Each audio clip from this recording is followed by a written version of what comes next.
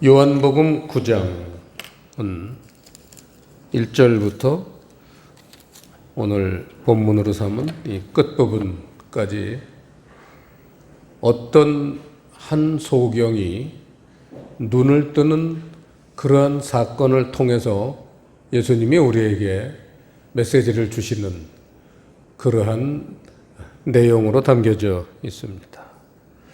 그래서 9장 1절부터 오늘 말씀이 포함된 건데 저희들이 한 부분만 읽었습니다. 그래서 요한복음 1장부터 강해를 해야 될 것 같습니다. 요한복음 9장 1절에 보시면 예수님이 길을 가시면서 제자들하고 이렇게 가시다가 소경 하나가 길에서 앉아 있었습니다. 제자들이 예수님에게 이 사람이 소경된 것이 그 부모 죄입니까? 아니면 본인의 죄입니까? 하고 죄 때문에 소경이 된 거라고 그렇게 단정을 짓고 예수님에게 질문을 했더니 의외로 예수님은 그 답변하시기를 죄의 문제가 아니다. 이 사람이 소경이 된 것은 하나님의 하시는 일을 나타내고자 하심이니라 해서 이 소경이 눈을 떠야 되는 게 하나님이 하시는 일인 것을 사람들로 알게 하시는 사건이다. 우리가 알다시피 성경에는 소경인 눈을 뜨는 사건이 유난히 많습니다. 그래서 오늘은 그 소경인 눈을 뜨는 사건이 진정 어떤 의미를 우리에게 주시는 건지 알아보도록 하겠습니다. 그래서 이 소경이 날 때부터 소경이라고 1절에 되어 있습니다. 한 번도 세상을 보지 못한 소경입니다. 이 소경을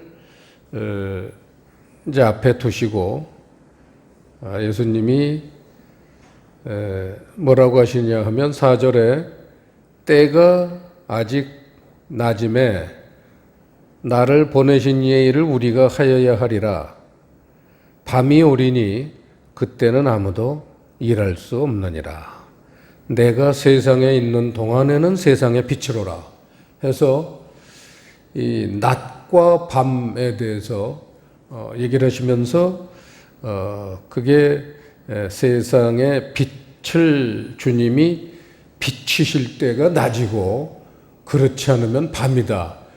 이러한 하늘나라의 놀라운 법칙을 지금 얘기하시면서 이 소경이 소경된 것이 무엇인가를 지금 얘기하시기 시작하십니다. 그러면서 6절에 보시면 침을 뱉어서 진흙을 이겨서 그의 눈에 바르시고 실로암 못에 가서 씻으라.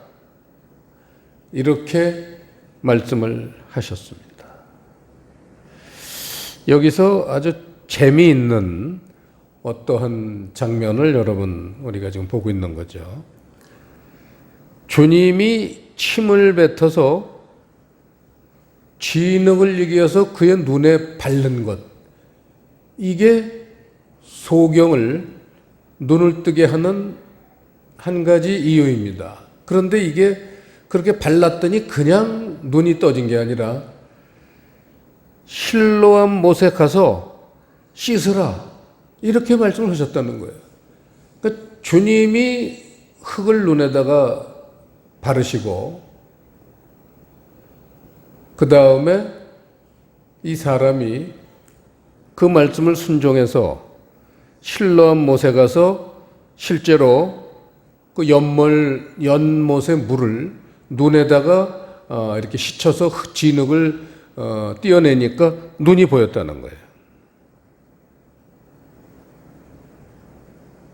밝은 눈이 됐다는 겁니다. 그래서 이 하나님이 하시는 일은 이게 우리의 믿음이 화합될 때 그 놀라운 역사가 일어난다는 것을 우리가 알 수 있습니다. 하나님은 능력이 못하시는 게 없으시지만 혼자서 하시질 않습니다. 반드시 우리 사람들을 이렇게 함께 하나님 나라를 이루어 가시는데 목표가 있으신 것을 알 수 있습니다. 정말 하나님은 겸손하신 분이죠.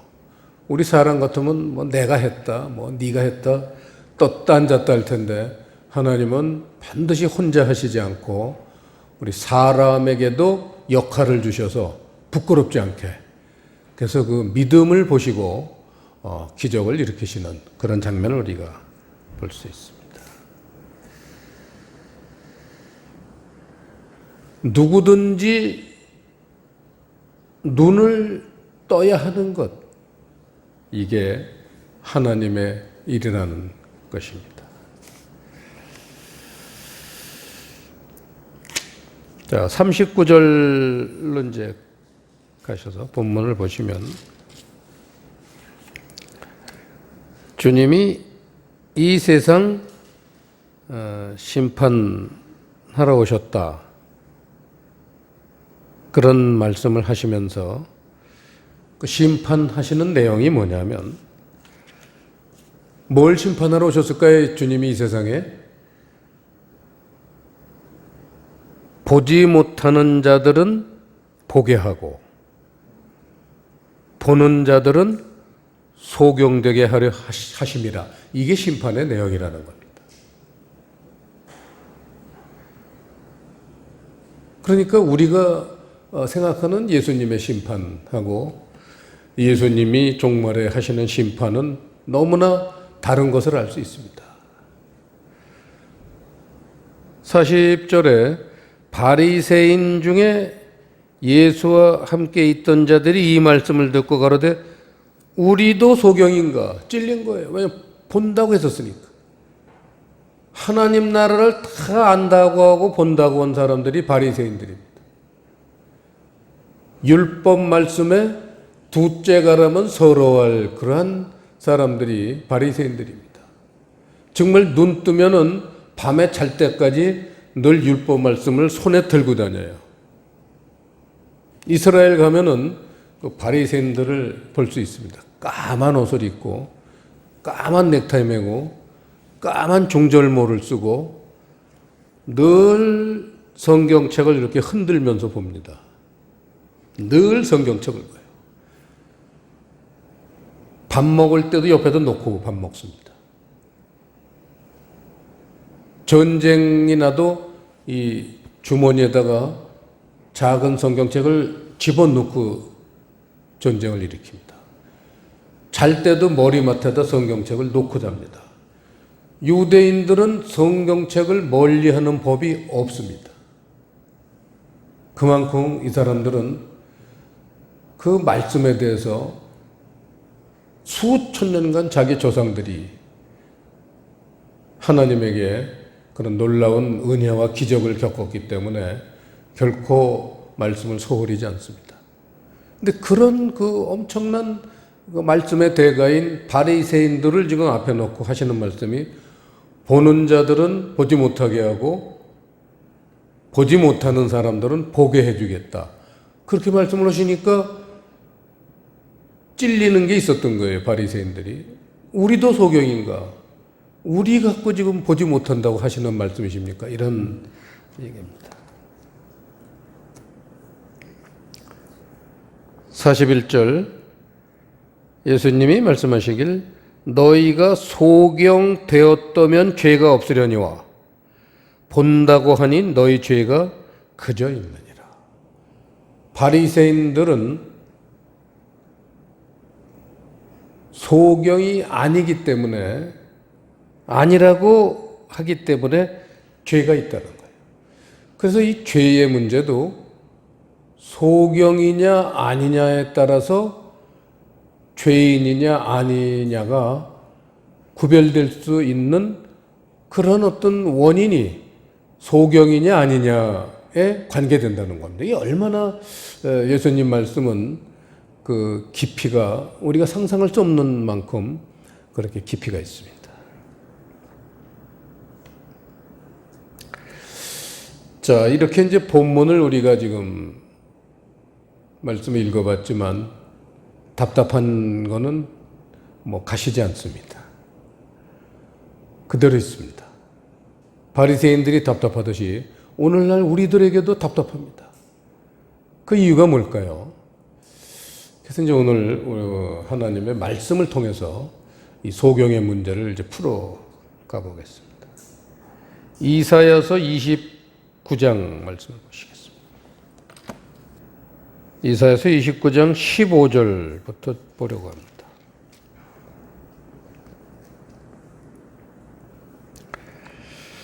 1000페이지 15절 화 있을진저 자기의 도모를 여호와께 깊이 숨기려 하는 자여 그 일을 어두운 데서 행하며 이르기를 누가 우리를 보랴 누가 우리를 알랴 하니 너희의 패리함이 심하도다.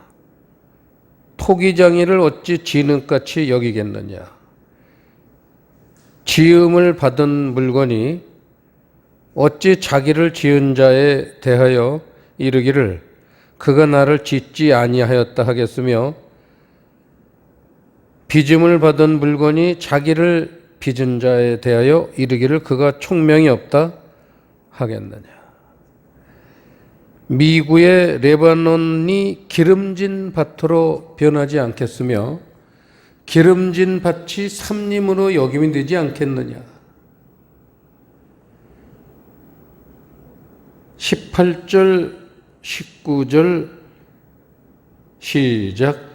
그날에 귀머거리가 책의 말을 들을 것이며 어둡고 캄캄한 데서 소경의 눈이 볼 것이며 19절 겸손한 자가 여호와를 인하여 기쁨이 더하겠고 사람 중 빈핍한 자가 이스라엘의 거룩하신 자를 인하여 즐거워하리니.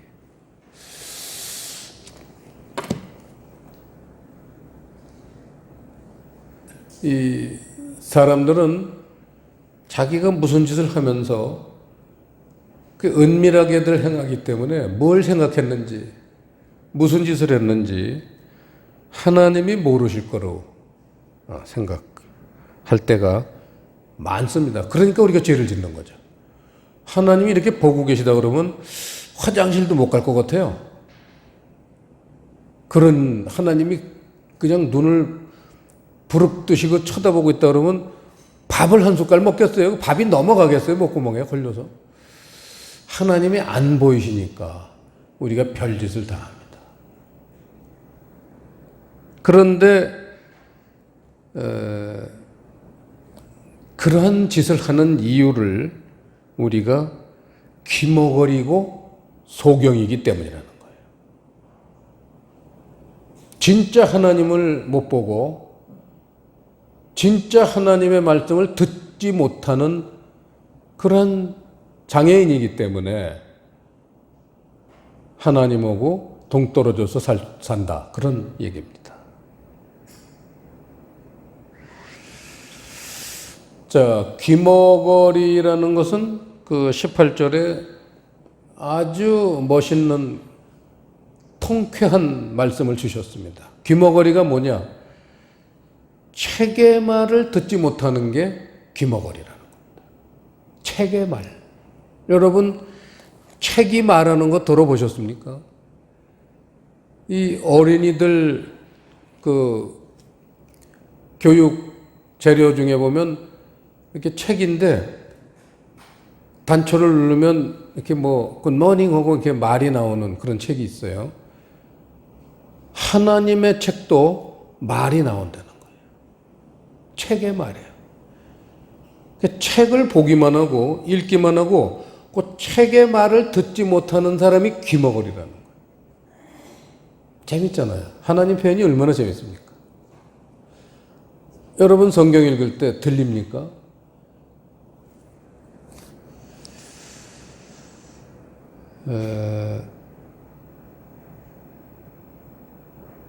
그래서 책의 말이라는 그런 단어에서 우리는 두 가지가 있다는 걸, 책과 책의 말이 있다는 걸.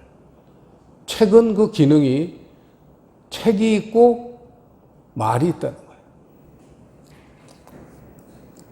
이사야서 34장 16절에 보시면 하나님의 말씀은 짝이 있다, 그런 말씀을 하십니다. 바로 그거예요. 책과 책의 말이 있는 거예요. 이게 짝이에요.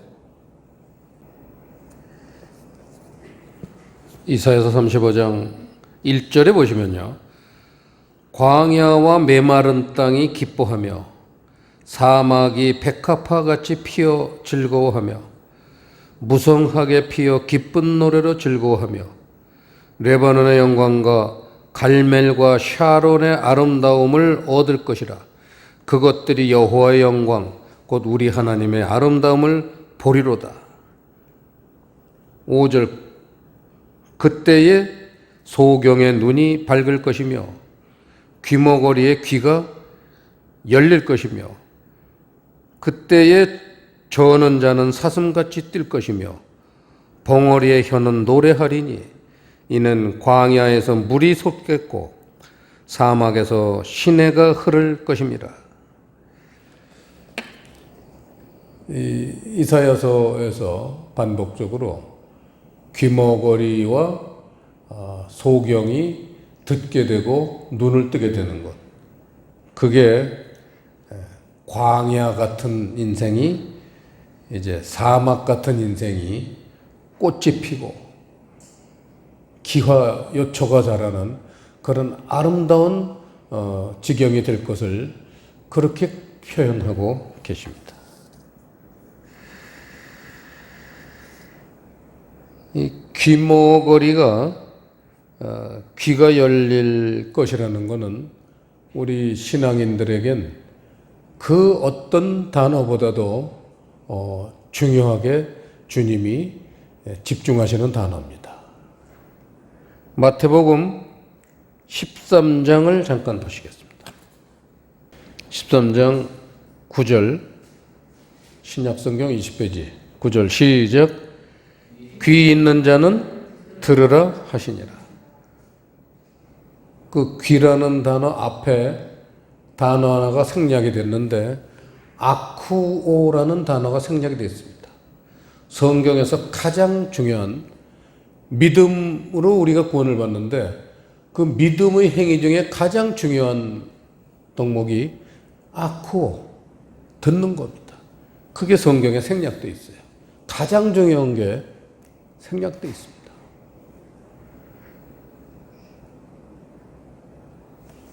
귀 앞에 아쿠오, 들을 이라는 뜻이에요. 들을 귀 있는 자는 들으라 하시니라. 이 말씀을 언제 하신 거냐면 우리가 잘 아는 씨 뿌리는 비유를 말씀하시고 나서 결론이 그 말씀으로 끝나는 거예요. 그러니까 예수님이 씨 뿌리는 비유를 말씀해 보셔야 들을 귀 있는 사람들은 그 말씀을 깨달을 텐데 만일 들을 귀가 없으면 이게 뭐 농사 짓는 얘기 아니에요. 씨를 뿌려서 뭘 뿌렸는데 뭘 거두지도 못하고 거두고 이게 뭐 한간 농사 짓는 얘기나 하시나 농사는 농사 전문가들이 더 잘 알아요. 전문가들이니까. 예수님은 농사 짓는 거에 대해서 그냥 지나가는 얘기처럼 뭐 4가지 밭이 있는데 뭐 씨를 뿌려서 이게 열매가 안 열리는 밭도 있고 열리는 밭도 있다. 끝. 그러고는 들을 귀 있는 자는 들을지어다. 이렇게 결론을 내셨어요. 그러니까 이게 뭐냐면 이게 농사 짓는 얘기가 아니라 들을 귀 있는 사람은 이 내용이 뭔지 안다. 그 얘기예요. 그러고는 10절부터 마태복음 13장 끝절까지 그 두 가지 씨 뿌리는 비유 해설서가 있습니다. 이 해설이 바로 들을 귀 가진 사람들이 들은 내용을 예수님이 써놓으신 거예요. 그럼 다른 성경도 똑같겠죠.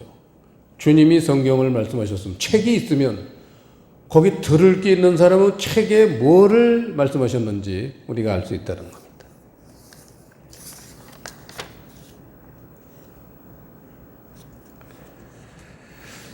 성경이 들려야 한다. 오늘 말씀의 대주제입니다. 예레미야서 6장 잠깐 보시겠습니다. 근데 왜 이렇게 많은 사람들이 듣질 못하고 있을까요?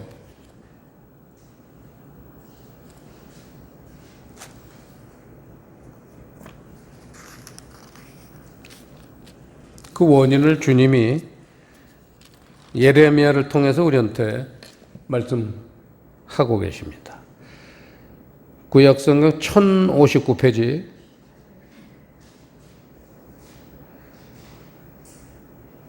예레미야서 6장 10절 시작. 내가 누구에게 말하며 누구에게 경책하여 듣게 할꼬 보라 그 귀가 할례를 받지 못하였으므로 듣지 못하는도다. 보라 여호와의 말씀을 그들이 자기에게 욕으로 여기고 이를 즐겨 아니하니. 11절 그러므로 여호와의 분노가 내게 가득하여 참기 어렵도다. 그것을 거리에 있는 아이들과 모인 청년들에게 부으리니 지아비와 지어미와 노인과 늙은이가 다 잡히리로다. 이렇게 말씀하시면서 이 귀가 할례를 받지 못했다는 거예요. 할례라는 거는 신약 용어로는 이제 세례하고 같은 건데 잘라내는 거죠. 세상 걸 잘라내는 겁니다. 세상 말씀, 세상 뜻으로 받아들이던 그거를 할례 잘라내고 나면은 들리는 게 있다는 거예요. 보이는 게 있다는 거예요. 하나님 나라가 그렇게 간단하지 않습니다, 여러분. 우리들의 알량한 그 생각 가지고 하나님 나라가 쉽게 보이고 들릴 것 같습니까? 전부들 그렇게 생각하고 신앙생활을 하잖아요. 화나신다는 거예요, 하나님. 분노가 나신다는 거예요. 그러한 짓거리에 분노가 나신다는 거예요. 그러면서 아이들과 청년들에게는 그 듣게 해주시겠다는 거예요. 그런데 지아비와 지어미와 노인과 늙은이, 좀 이만큼 내가 좀 이제 신앙이 성숙했다고 생각하는 이런 사람들은 외면하신다는 거예요. 다 잡히리라. 잡혀 있다는 거예요. 뭐 누군가가 잡혀 있다는 거예요.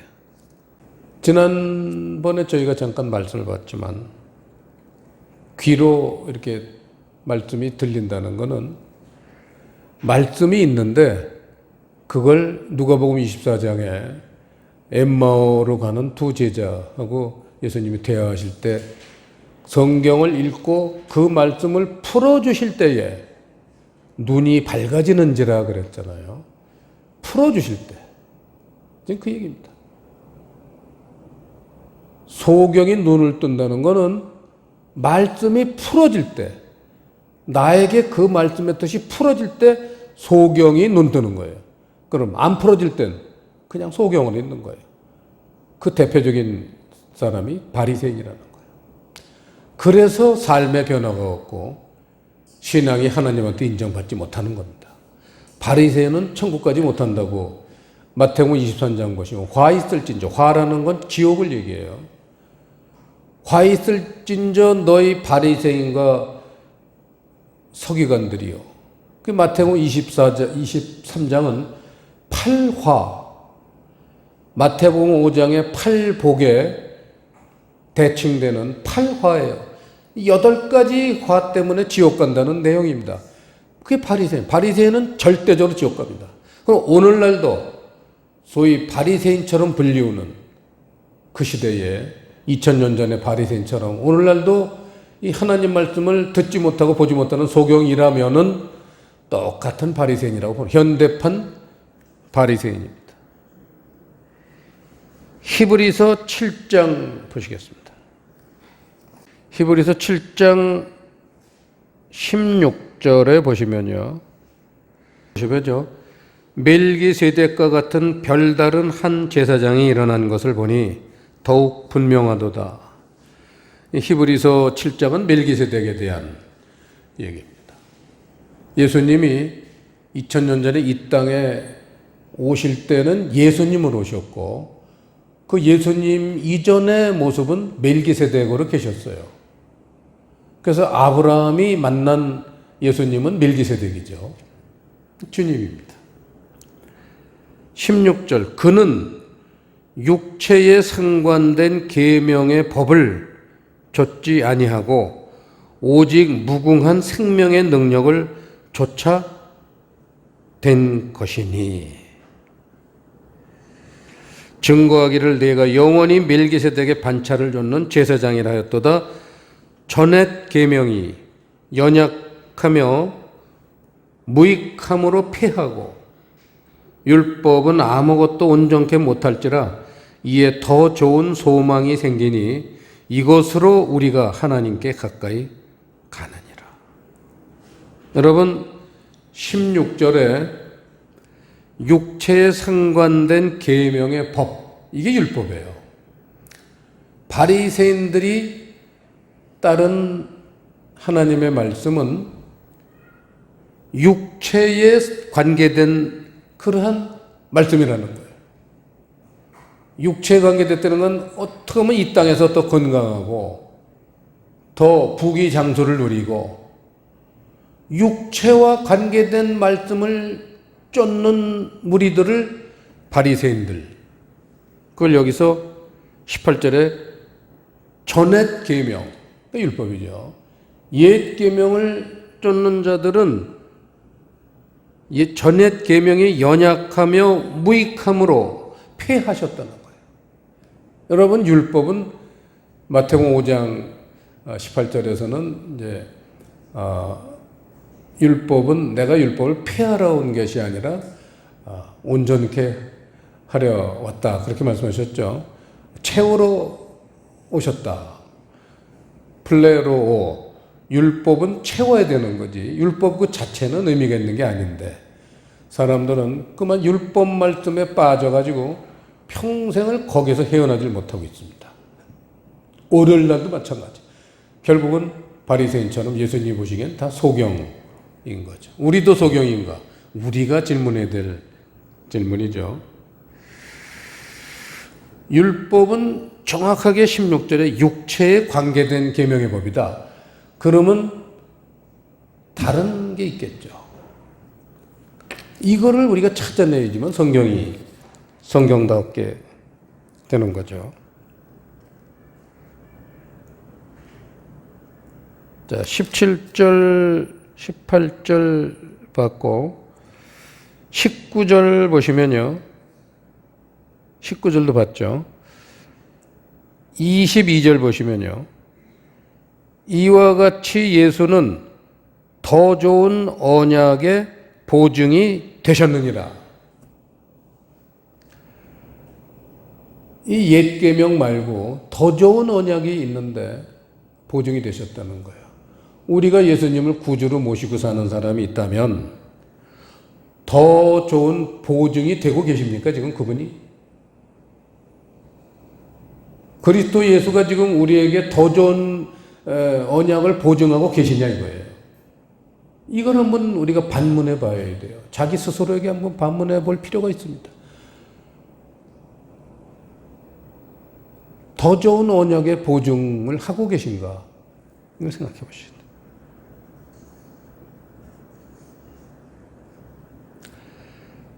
히브리서, 그래서 이제 결론이 히브리서 8장으로 넘겨지는데, 자, 히브리서 8장은 새 언약의 대제사장 얘기예요. 굉장히 이 히브리서는 어려운 그런 말씀이지만 이 말씀 속에 굉장히 중요한 메시지가 있기 때문에 우리가 한번 볼 필요가 있습니다.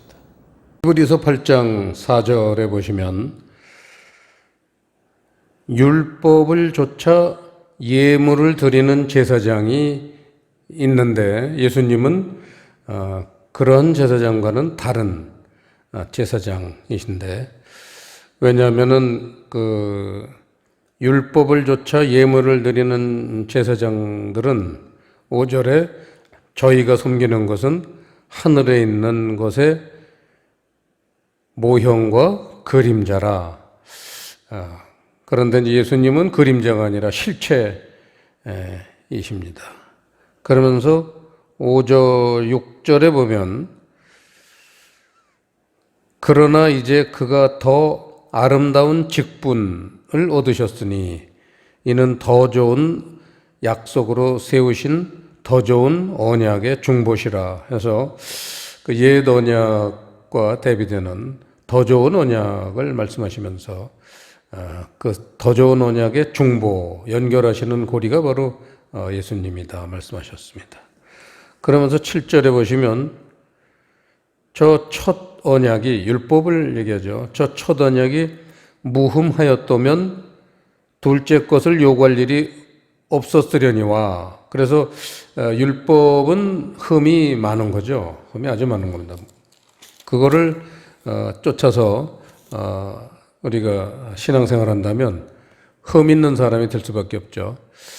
그래서 이제 7절에 주께서 가라사대 볼지어다 날이 이르리니 내가 이스라엘 집과 유다 집으로 새 언약을 세우리라 해서 신앙생활은 이렇게 두 단계로 있다는 겁니다. 처음에는 옛 언약으로 시작을 하지만 신앙이 이제 자라고 성장해 가면선 새 언약을 접해야지만 예수님의 중보 역할이 시작이 되는 거죠. 그런 그 이중 구조, 말씀의 이중 구조를 우리가 잘 생각해야 됩니다. 그래서 이제 새 언약이라는 그러한 주님의 이제 말씀의 세계가 이렇게 등장을 해야만 이제 우리의 신앙이 이제 드디어 성숙한 단계로 넘어가는 거죠. 그 이제 이 새 언약에 대해서 하나만 보겠습니다. 고린도 후서 3장 말씀 보시겠습니다. 고린도후서 3장 6절에 보시면 저가 또 우리로 새 언약의 일꾼 되기에 만족해 하셨으니 의문으로 하지 아니하고 오직 영으로 함이니 의문은 죽이는 것이요 영은 살리는 것임이니라 하면서 7절에 돌에 써서 새긴 죽게 하는 의문의 직분도 영광이 있어 이스라엘 자손들이 모세의 얼굴에 없어질 영광을 인하여 그 얼굴을 주목하지 못하였거든 하물며 영의 직분이 더욱 영광이 있지 아니하겠느냐. 정죄의 직분도 영광이 있은즉 의의 직분은 영광이 더욱 넘치리라 이렇게 말씀하고 계십니다. 그래서 말씀의 세계는 이 의문의 세계, 이 문자적인 말씀의 세계가 있고 영의 말씀의 세계가 있다. 그래서 이제 오늘 이 설교의 주제가 바로 요한복음 9장의 소경 이야기인데 의문만 알고 왜냐하면 의문은 영어로 하는 게 아니라 육으로 하는 거니까요. 그래서 이제 영의 눈이 띄어지지 않은 사람을 성경에서는 소경이다 이렇게 말씀하고 있습니다. 우리는 어찌하든지 주님 앞에 무릎을 꿇고 기도해서 영의 눈이 열려서 영의 말씀의 세계를 우리가 받아들여서 결국 소경을 벗어나는 하나님의 세계를 올바로 보는 그러한 사람이 되어야 되겠습니다. 기도하시겠습니다. 아버지 하나님, 오늘 요한복음 말씀을 통해서 그렇게 하나님 말씀을 보는 두 가지 세계가 있는데 하나만 육으로 보는 것을 소경이라고 말씀하셨습니다. 주님은 우리가 소경된 것을 눈을 뜨게 해주시기 위해서 오신 분이니 우리가 모두 순종해서 다 눈을 뜨고 하나님 세계를 잘 보는 사람들이 될 수 있도록 축복해 주시옵소서.